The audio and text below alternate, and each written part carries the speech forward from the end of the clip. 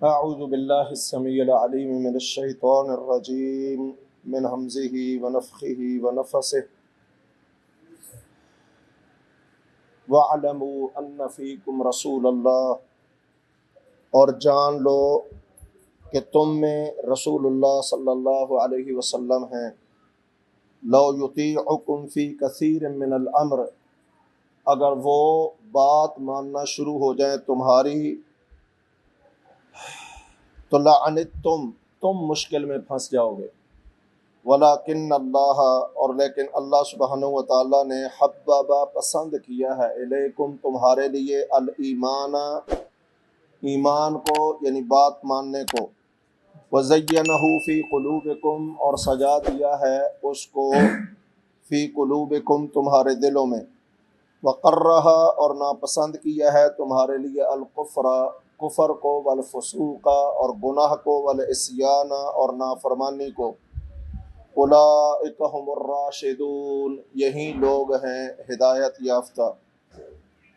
फ़ज़लन मिनल्लाहि व निअमा, अल्लाह का फ़ज़ल है और उसकी निअमत। वल्लाहु अलीमुन हकीम, और अल्लाह पूरा इल्म रखने वाला, हिकमतों वाला है। सहाबाए किराम रिज़वानुल्लाहि अलैहिम अजमईन तो जानते थे कि अल्लाह के नबी हमारे अंदर हैं। अब ये कैसे मुमकिन है कि हम बैठे हैं और कोई बंदा आकर आप भाइयों को कहे कि अबू मोहम्मद तुम्हारे अंदर बैठा है, तो ये वैसे ही मायूब लगती है बात। तो फिर अल्लाह सुब्हानहु व तआला ने ये यहाँ क्यों बताया है कि अल्लाह के नबी तुम्हारे अंदर मौजूद हैं? इसलिए कि जो बंदा नबी करीम सल्लल्लाहु अलैहि वसल्लम की मौजूदगी में या आपके बाद आपकी शरीयत, आपके दीन, आपकी हदीस और सुन्नत की मौजूदगी में किसी और की बात पर तवज्जो देता है या ध्यान करता है, गोया वो ये अकीदा चाहे ज़ाहिर करे या ना करे, अंदरूनी तौर पर रखता है कि अल्लाह के नबी यहाँ मौजूद नहीं, या अल्लाह के नबी की शरीयत, आपका दीन, आपकी हदीस, आपकी सुन्नत यहाँ मौजूद नहीं है।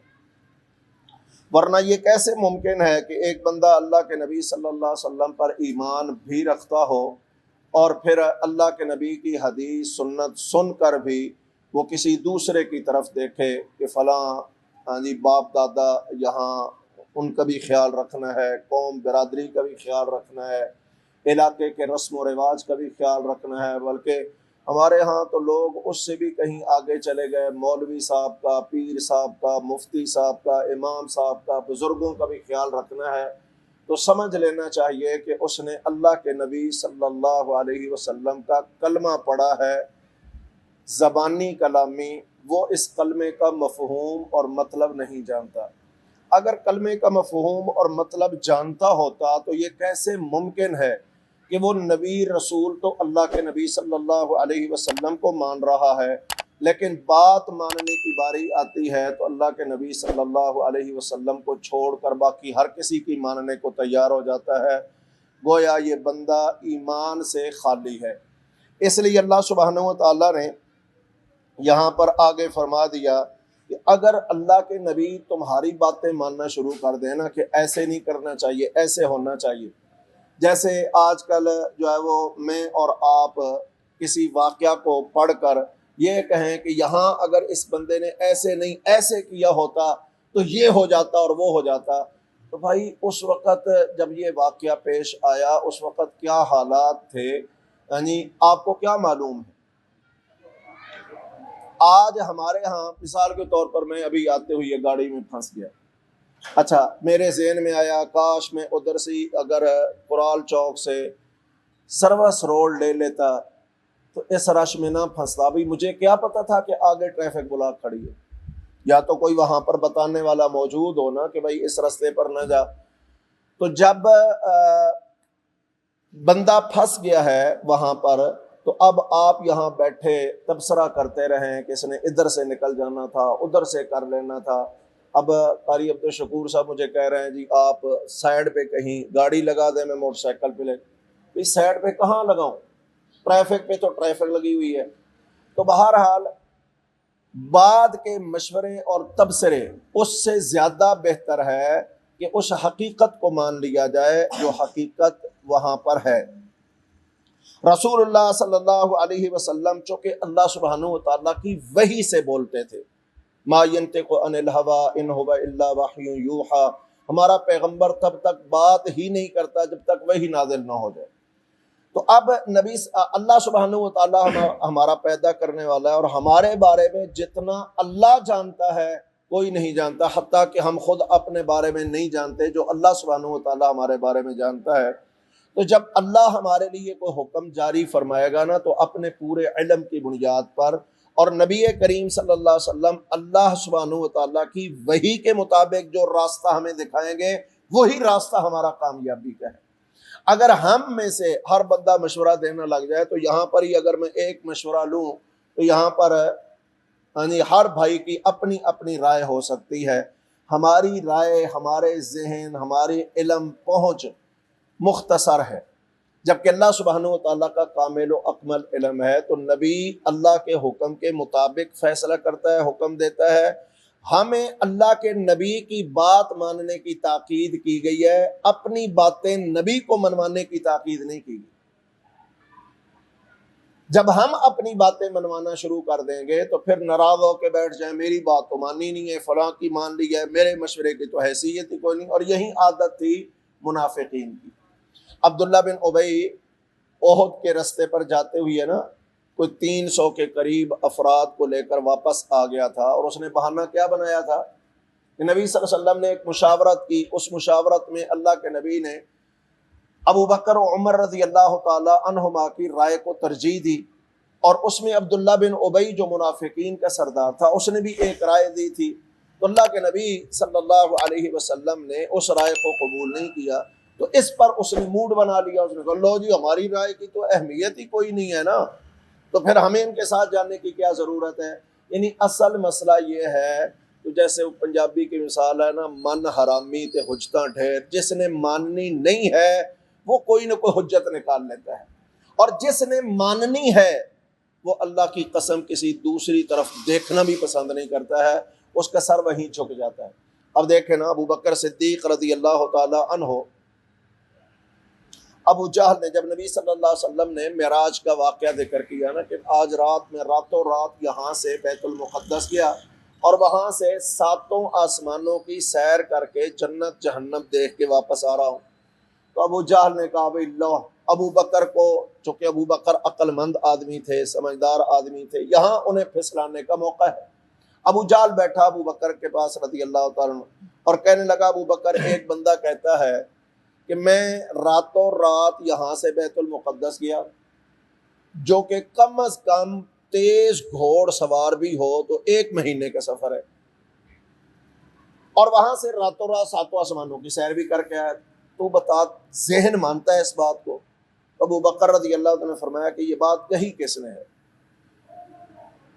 अब उसने कहा लो जी तीर निशाने पे लग गया, यानी यहाँ पर जहन फिसल जाएगा, कोई थोड़ा तरद्दुद आ जाएगा, कोई शक शुबा पड़ जाएगा, कोई इतराज़ इश्काल खड़ा हो जाएगा। तो अबू जहल ने बड़े फ़ख्रिया अंदाज से कहा, भी तेरा यार मोहम्मद सल्लल्लाहु अलैहि वसल्लम ये बात कहते हैं। अबू बकर रज़ी अल्लाह ताला अन्हु मुस्कराए और फरमाया, बदबख्त, मैंने उससे इससे भी बड़ी बात मानी है। वो कौन सी, इससे बड़ी कौन सी बात है? उन्होंने कहा मैंने माना है कि वो रसूलुल्लाह है।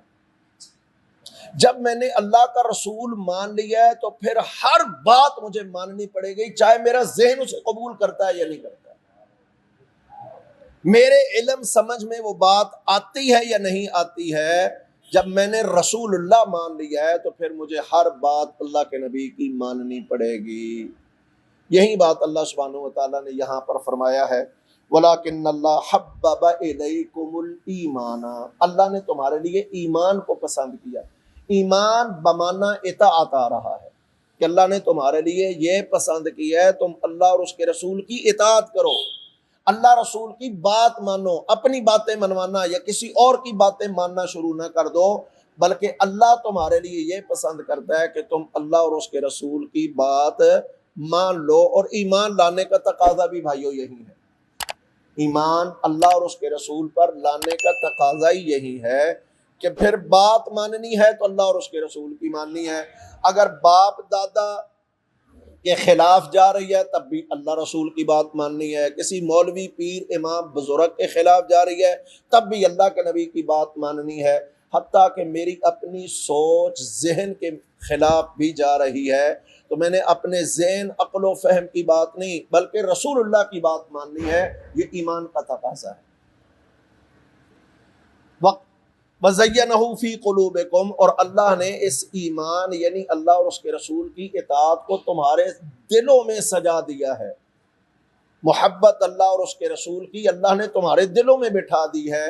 और यही वजह है कि आज 1400 साल बाद भी हम सबसे ज़्यादा अगर बात कही जाए, पूछा जाए कि हम सबसे ज़्यादा किससे मोहब्बत करते हैं तो हर बंदे ने कहना ये अल्लाह के नबी से मोहब्बत करते हैं। लेकिन भाइयों, अल्लाह के नबी सल्लल्लाहु अलैहि वसल्लम से मोहब्बत का मेयार अल्लाह सुब्हानहू व तआला ने यहाँ बयान कर दिया है। इताअत, फर्मा बरदारी, बात मानना। और अगर कहीं बात नहीं माननी है तो ये मोहब्बत का दावा झूठा है। इसके लिए मैं एक मिसाल दिया करता हूँ। मिसाल के तौर पर आप किसी सफ़र से बाहर से आए, आजकल गर्मी का दिन है, पैदल चल के आए, आते आने तक पसीने से शराबूर हो गए। आप घर में पहुँचे, आपका बेटा है, आपके गले लग गया, कभी पेशानी चूमता है, कभी गालों को चूमता है, कभी हाथ पकड़ के चूमता है। अब्बा जी आप कहाँ चले गए थे, मैं इतना आपके लिए परेशान था, क्योंकि आपको पता है मैं आपसे कितनी मोहब्बत करता हूँ। एक लम्हे के लिए भी मैं आपके चेहरे को अपनी आंखों से दूर नहीं देखना पसंद करता।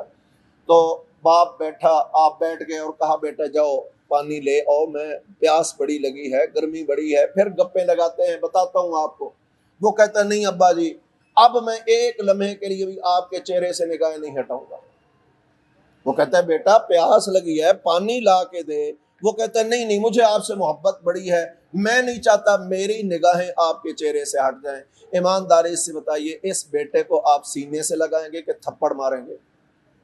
कि मैं कह रहा हूँ पानी लेके आ, मुझे प्यास से जान निकली जा रही है, और ये कहता है कि मुझे आपसे मोहब्बत बड़ी है।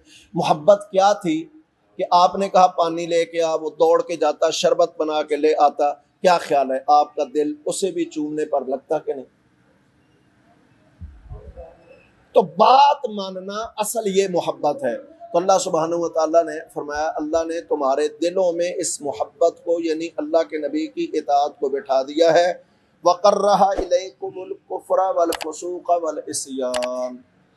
अब रसूलुल्लाह सल्लल्लाहु अलैहि वसल्लम के मुतल्लिक अल्लाह तुमसे 3 बातें नापसंद करता है।